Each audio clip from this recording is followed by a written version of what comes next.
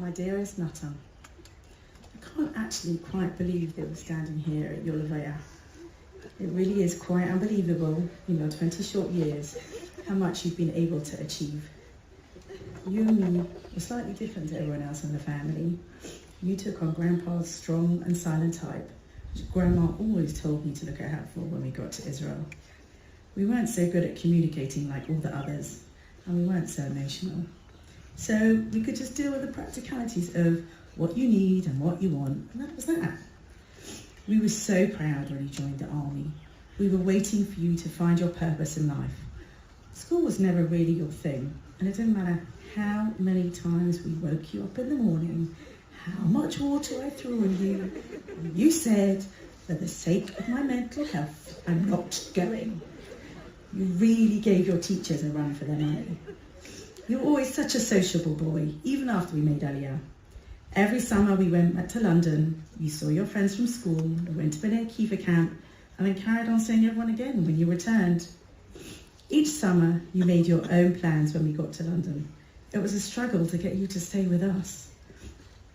But then, when it came time to go on the back of Dad's motorbike around Europe, you were there in a flash. When you came back from the army, it was always, can anyone pick me up? And when it did, it was, can you take me for a haircut? Unlike the years before your Bar Mitzva, where I had to physically force you to get a haircut, it suddenly became a monthly habit. You really made the most of your time at home. Well, I say at home because you were mostly in other people's homes, where apparently you were really nice and polite.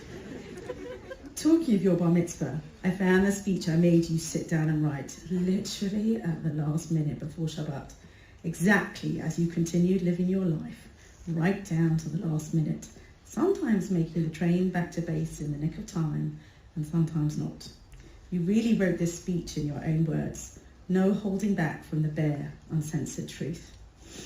So this was Natan's speech that I made him write for the Bar Mitzvah, and you can really hear his voice.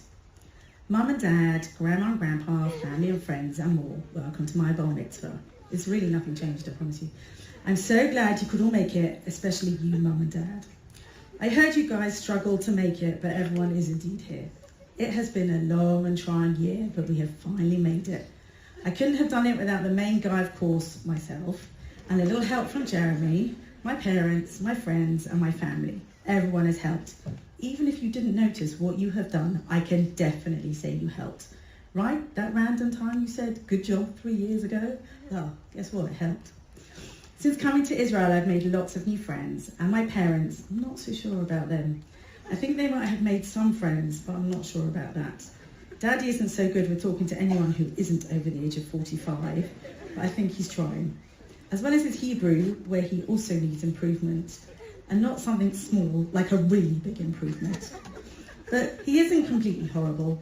For instance, he once gave me a roll. I remember as it was the last time he forgot to feed us.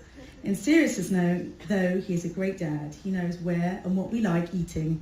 He's more always up for Sky John, even at 8 till 9 on a school night, and he always keeps us busy, unless he's watching Formula One. Then it's his time, and anyone who dares interrupt is getting an hour off the iPad. Thank you, Dad, for always being there when you can, but now it's time to talk about the woman who is scared everyone is scared of. If it's 10 o'clock and you're not in bed, may God have mercy on your soul if she catches you. It's the one and only Mummy Rosenfeld, fearless creature of her kind, the woman who will make you something, and if you're not happy, there's nothing she can do. Once she's finished in the kitchen, she's not going back, no matter what you want. Even if you hadn't eaten yet, too bad, she's not going back. All of that is one side she has. Now I'll talk about the other side. A caring mum at times. I like the at times. And I write at times, but she's not always up for us because, again, past 10 o'clock, you're on your own. Although everyone is scared of her, I have figured out the ways of my mum. I know when I can be funny and say the smartest of stuff around her. She can be nice though, of course, between the hours of 2 and 10, sometimes earlier. She's most of the time up for McDonald's too, but she never eats, just us kids. Now it's time to talk about the people who will be with me for life, even if it means my room isn't safe or actually anything I own. In that matter, my brother and sisters. I knew I had to be the smart one in the family and the good-looking one because if it wasn't for me, there's no one else to fit the roles. Let's talk about the one who thinks she's constantly in charge of all of us. Eliora, the drama queen of the family, who actually may have competition since Natalia is growing up. Eliora, my only older sibling, the girl who has probably interrupted on more of my conversations than the time she actually said, I love you. You do have a place in my heart somewhere, which will tell me to write I love at the end, but for now, talk as you are my sister. Apparently, you have to know more or less everything about me. Why? I don't know, but that's how it is. Thanks for being there for me, and I'm not talking about when I'm in the middle of a conversation.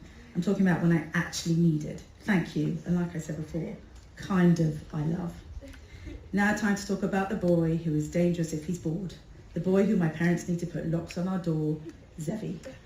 You know, it's nice having you as my brother. I can teach you how to fight and annoy you, whenever, or according to my parents, most of the time.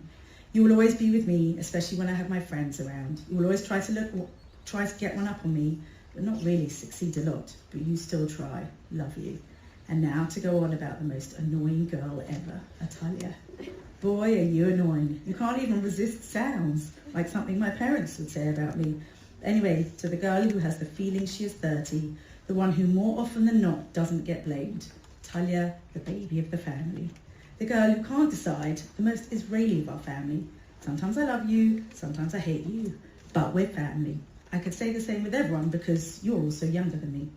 I can teach you how to fight, and according to what I've been hearing, it has helped because I hear you've been beating up everyone from your class up to year 5. I love you. I wasn't sure when to write that, now or later. And now to talk about Grandma and Grandpa, the people who have bought me more than you can imagine. Bought, not brought, bought.